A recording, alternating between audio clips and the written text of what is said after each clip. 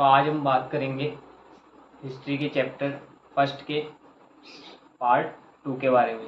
Part 1 में हमने बात करी थी हड़प्पा सभ्यता और मोहनजोदड़ो के बारे में। आज बात करते हैं अपन जो अपने टॉपिक बच गए थे, आज उनको क्लियर कर दिया जाएगा।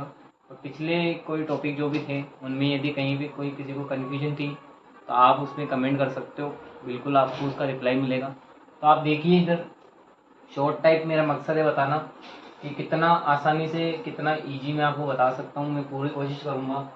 और आगे बढ़ते अपन कि पहले अपन ने पढ़ा था हड़प्पा सभ्यता क्या है या फिर मोहनजोदड़ो क्या है, उनके बारे में पढ़ा था, उनकी खोज कैसे हुई थी, किसने की थी, इन सब के बारे में पढ़ा था। अब बात करते हैं कि ऐसी कौन सी चीज़ें हैं जिनसे हमको पता चलता है कि ये भाई उस सभ्यता से, कहने का मतलब टाइमिंग का पता चलना वगैरह वगैरह, ये सारी चीज़ें। तो आइए बात करते हैं अपन फटाफट हड़प्पा सभ्यता की जानकारी। हड़प्पा सभ्यता की जानकारी कब कैसे मिलती है? हड़प्पा सभ्यता की नहीं, मैं बोल रहा हूँ आपको कोई सी भी सभ्यता हो A to Z, चाहे वो भारत के अंदर की हो, चाहे भारत के बाहर की हो, विदेश की हो, कहीं की भी सभ्यता हो, कहीं ना कहीं ये सारी जगह ही पाई जाती हैं। सबसे इम्पोर्टेंट होती है मोहर, मोहरें होती हैं, मनके होते हैं, बाट होता है, पत्थर के जो फलक होते हैं, पत्थर के फलक वो होते हैं, और पक्की ईंटें। ये सबसे इम्पोर्टेंट है हड़प्पा सभ्यता की जानकारी के अंदर। हड़प्पा सभ्यता की जानकारी आपको कैसे मिलेगी? मोहरों से मिलेगी, बाट से मिल जाएगी, या फिर आपको जो भी ETC जो भी चीज़ें, ये तो बहुत कम है लेकिन इससे ज़्यादा भी आपको मिल सकती है। मनके, बाट, पक्की ईंटें, ये बेसिक है, आप इनको याद रखना। मोहर हो गई, मनके हो गए, बाट हो गए, पत्थर हो गए, पत्थर के फलक हो गए, और पक्की ईंटें हो गई, इनकी तो हमको जानकारी मिलती है। अब मोहरों के अंदर भी कुछ विशेषताएं आती है, वो देखो। सबसे इम्पोर्टेंट है भैया ये शब्द, ये नाम आप रट लो, सेल खड़ी की मोहर। कौन सी मोहर? सेल खड़ी की मोहर, घड़ी के सेल की नहीं, सेल खड़ी की मोहर। सेल खड़ी की मोहर है। मोहर पर जानवर बना हुआ था भैया। क्या बना हुआ था? जानवर बना हुआ था, या यूं कहें कि जानवरों के चित्र मिलते थे। किसके चित्र मिलते थे? जानवरों के चित्र मिलते थे। नेक्स्ट देखो लिपि का प्रयोग, लैंग्वेज भी लिखी हुई है भैया। क्या लिखी हुई है वहां पे? लैंग्वेज भी लिखी हुई है, लेकिन उस लैंग्वेज में दिक्कत ये थी कि वो थी कैसी? अपठित। आज तक कोई नहीं पढ़ पाया। अपठित लिपि मिली है। लिपि लिखावट को बोलते हैं भैया, किसी भी भाषा को किस तरीके से लिखा जाए वो लिपि कहलाती है। ठीक है, जैसे अपने हिंदी की देवनागरी लिपि है, उसी प्रकार से। देखो वापस याद करते हैं, मोहर, मनके, बाट, पत्थर के फलक, पक्की ईंटें, इनसे हमें जानकारी मिलती है हड़प्पा सभ्यता की। आगे देखिए सेलकड़ी की मोहर, मोहर पर जानवरों का चित्र मिलता था, लिपि का प्रयोग। और उससे आगे देखिए, अब सबसे इम्पोर्टेंट बात करते हैं जानकारी के। तो ये स्रोत है, आपको रट लेना है इन लाइनों को और लिख के आना है। पहले बता रहा था, अब फिर बता रहा हूँ कि आप जितना ज़्यादा ब्लैक पेन का हेडिंग में यूज करोगे, आप उतना ज़्यादा आपकी लिखावट में इफेक्ट डाल पाओगे। देखो लिखते सब है, लिखते सारा है सब, लेकिन कुछ हैंड राइटिंग की वजह से मात खा जाते हैं, कुछ हेडिंग्स नहीं दिखा पाते। सुनो मेरी बात ध्यान से। एग्जामिनर क्या करेगा? एग्जामिनर कभी भी ऑब्जर्व इतना नहीं करता कि बच्चे ने एंड तक क्या लिखा है। एग्जामिनर ऑब्जर्व करता है कि बच्चा कितनी सफाई से लिख रहा है, कितनी क्लियरिटी से वो अपनी बात को बता पा रहा है। ताकि देखो अगर आप हेडिंग डाल के लिखते हो, ब्लैक पेन से आप दिखा रहे हो कि आपने क्या लिखा है, वो देखते ही राइट का निशान लगाएगा। मेन हेडिंग बताओ, जैसे अपने आपने मुहरें लिखी, जैसे सेलगड़ी की मुहर लिखनी है तो इसको थोड़ा अच्छे से लिखो, ब्लैक पेन से हेडिंग डालो, कोने वोने लगाओ, ऐसे बढ़िया लगना चाहिए ऐसे। आगे देखो, अब बात करते हैं, एक भैया आए थे बढ़िया वाले, नाम देखो कनिंगम, नाम बहुत भारी है। कनिंगम, क्या नाम है? सिंगम नहीं, कनिंगम। क्या नाम है? कनिंगम। भारतीय पुरातात्विक सर्वेक्षण के प्रथम डायरेक्टर हैं। नाम ही बहुत भारी। भारतीय पुरातात्विक सर्वेक्षण के प्रथम डायरेक्टर कौन थे? कनिंगम थे भैया। अरे कौन थे? कनिंगम थे। भारतीय पुरातात्विक सर्वेक्षण के प्रथम डायरेक्टर थे। कौन थे? प्रथम डायरेक्टर थे। अब देखो इधर ध्यान से, ये डायरेक्टर तो थे, इन्होंने काम क्या किया था? इन्होंने प्रयास किया था, कनिंगम जी ने प्रयास किया था साहित्य और अभिलेखों के जरिए जानकारी प्राप्त करने की। किसकी? हड़प्पा सभ्यता की। हड़प्पा सभ्यता की जानकारी प्राप्त करने की इन्होंने कोशिश की थी। इन्होंने देखा कि हड़प्पा सभ्यता ज़्यादा पुरानी नहीं है, उनको लगा कि ये ज़्यादा पुरानी नहीं है, लेकिन इनका अंदाजा गलत था। इन्होंने साहित्य और अभिलेखों का यूज करना शुरू किया। ये प्रथम खोजकर्ता माने जाते किसके अकॉर्डिंग? साहित्य और अभिलेखों के अकॉर्डिंग। ठीक है, प्रथम खोजकर्ता माने जाते साहित्य और अभिलेखों का उपयोग करके कर रहे थे। कौन कौन से साहित्य और अभिलेख थे? किस किसके? चीनी और बौद्ध यात्रियों के। चीनी और बुद्ध यात्री, चीनी और बुद्ध यात्रियों के साहित्य वृतांत जो थे, कहने का मतलब भैया कोई घूमने जाता है ना तो वो कुछ ना कुछ वहाँ लिख लेता है। तो यहाँ पे भी भारत में भी कुछ यात्री आए होंगे, उनके अंदर से चीनी और बुद्ध यात्रियों के जो वृतांत यहाँ पे हैं। सबसे इम्पोर्टेंट बात करता हूँ मैं, वेनसांग हुआ और भी फाइयान हुआ, ये एक चीनी यात्रियों में आते हैं। और भी बहुत सारे हैं, अलग अलग जगह से आए हैं, बहुत सारे, बहुत ढेरों है। मेगस्थनीज हुआ, वो भी आया था। तो कोशिश करता था कौन? ये कनिंघम, चीनी और बौद्ध यात्रियों के यात्रा वृत्तांतों से किसकी जानकारी प्राप्त करना? कि भैया हड़प्पा सभ्यता की कुछ ना कुछ चीजें इसमें मिलेगी। लेकिन अब आगे देखो, हड़प्पा सभ्यता के महत्व को नहीं समझ पाया। क्या कहना चाह रहा है? महत्व को नहीं समझ पाया। आज जितना महत्व को समझा है, हड़प्पा सभ्यता एक बहुत बड़ा विकसित राष्ट्र रहा होगा, किसी टाइम में राष्ट्र रहा होगा, किसी टाइम में बहुत बड़ा प्रसिद्ध ये नगर रहा होगा। लेकिन इस चीज को हल्के में ले लिया किसने? कनिंघम भाई साहब ने। और हड़प्पा सभ्यता के महत्व को नहीं समझ पाया, बिल्कुल नहीं समझ पाया। आपके क्वेश्चन आएगा कि कनिंघम के भ्रम के बारे में बताइए कि हड़प्पा सभ्यता के अकॉर्डिंग क्या भ्रम था।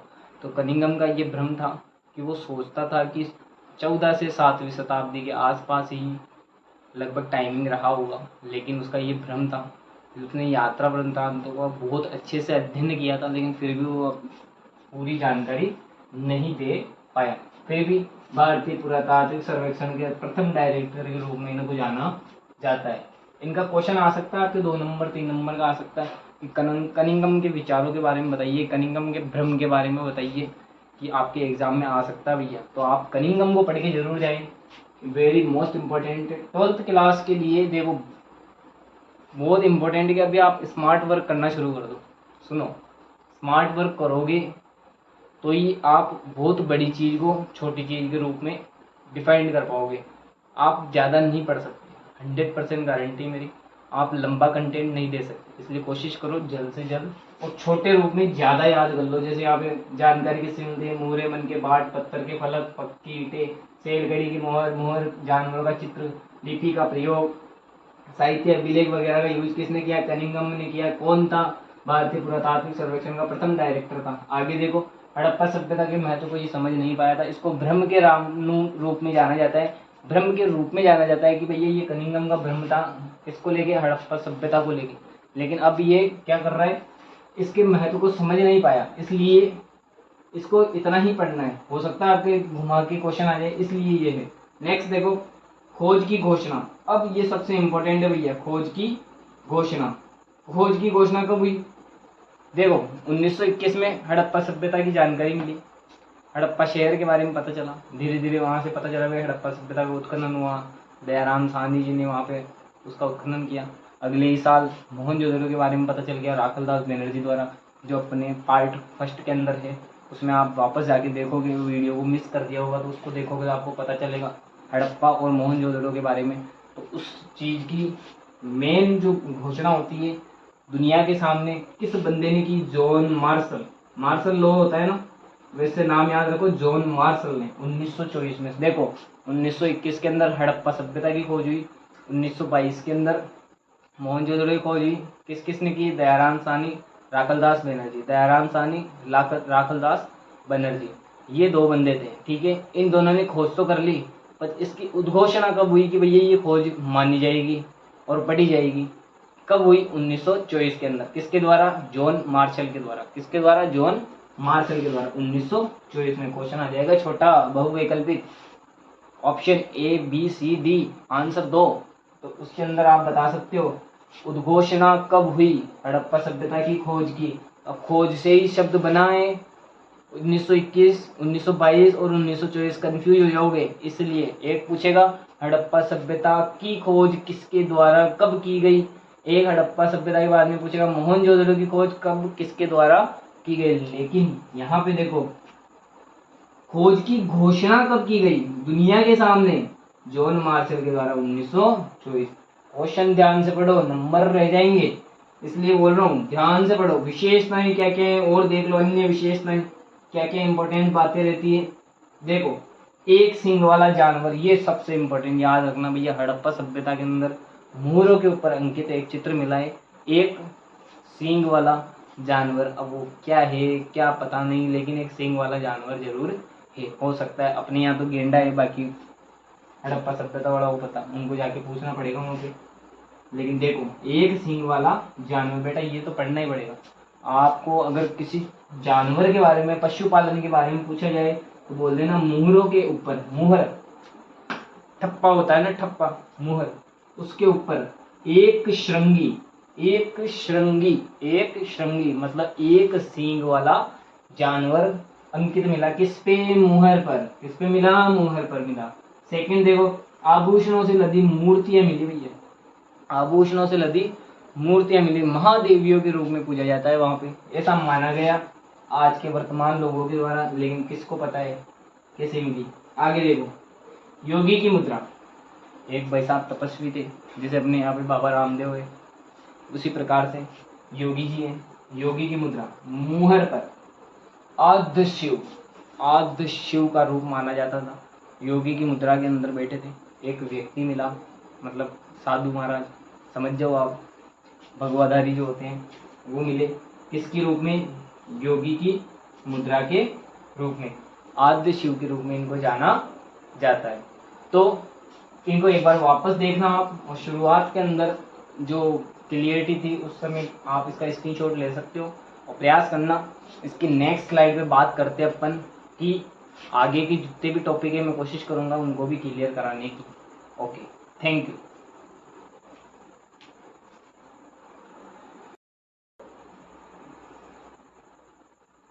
तो आइए अब बात करते हैं नेक्स्ट टॉपिक।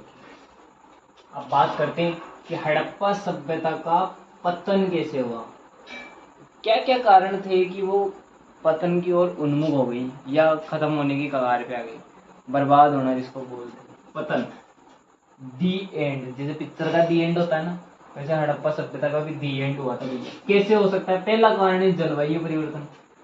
जलवायु परिवर्तन भाई, वहाँ का माहौल बिगड़ गया होगा, ज़्यादातर बाढ़ वगैरह आना, या वहाँ के वातावरण में परिवर्तन हो जाना, ज़्यादा गर्मी हो जाना, सूखा पड़ जाना, या ज़्यादा मतलब बाढ़ के कारण जो तबाही जो मचती है, यहाँ तक कि मतलब बाढ़ ये एक ऐसे आपदा है किसी को भी ख़त्म कर सकती है। भूकंप का आ जाना, सूखा, अकाल, वो भी हो सकता है। ये जलवायु परिवर्तन होता है भैया, फर्स्ट पॉइंट। सेकेंड है वनों की कटाई, बहुत ज़्यादा वनों की कटाई की गई होगी, ये कारण हो सकता है। तीसरा है बहुत ज़्यादा बाढ़ आ जाना। भैया क्या है?